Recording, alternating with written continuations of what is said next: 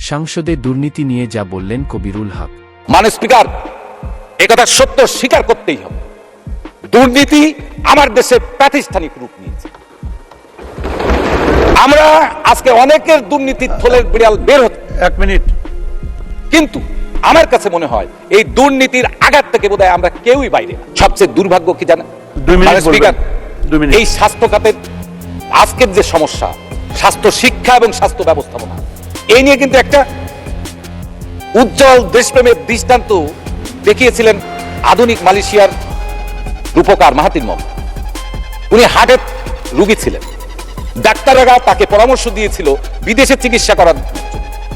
Mahathir Mohammad কিন্তু বিদেশে চিকিৎসার জন্য যায়নি। উনি মালয়েশিয়ায় হার্টের চিকিৎসার সর্বোচ্চ আধুনিক প্রযুক্তি সম্পন্ন হার্টের চিকিৎসা করার ব্যবস্থা করে প্রায় 3 বছর পরে উনি মালয়েশিয়ায় চিকিৎসা করেছেন। ওনাকে প্রশ্ন করা হয়েছিল, কেন আপনি বিদেশ যান?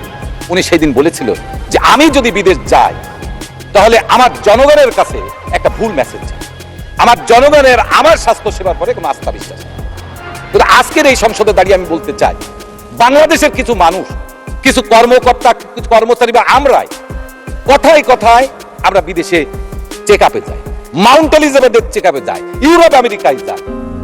এর মধ্য দিয়ে আমার দেশের স্বাস্থ্য ব্যবস্থার অনাস্থা কিন্তু জনগণের কাছে ভুল বার্তা যায়। তারই ফলশ্রুতিতে আপনারা দেখেন আজকে আমাদের পার্শ্ববর্তী রাষ্ট্র ভারতে বাংলাদেশে প্রতি বছর 5,000 টাকা চিকিৎসার জন্য ব্যয় করতে চায়। এই অবস্থা থেকে যদি উত্তরণ না করা যায় তাহলে এই দেশের আমরা যতই বড় বাজেট করি না কেন, আমরা যতই উন্নয়নের কথা বলি না কেন, আমাদের কোনো কিছুই আমাদের জন্য ভালো ফল বয়ে আনবে। মাননীয় স্পিকার, একথা সত্য স্বীকার করতেই হবে। দুর্নীতি আমার দেশে প্রাতিষ্ঠানিক রূপ নিয়েছে।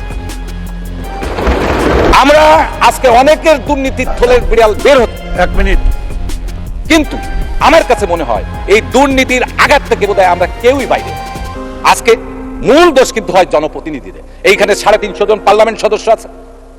আমি প্রত্যেকের কাছে জিজ্ঞেস করতে চাই, এই সংসদ সদস্যদের দুর্নীতি করার সুযোগটা কোথায়, স্কোপটা কোথায়?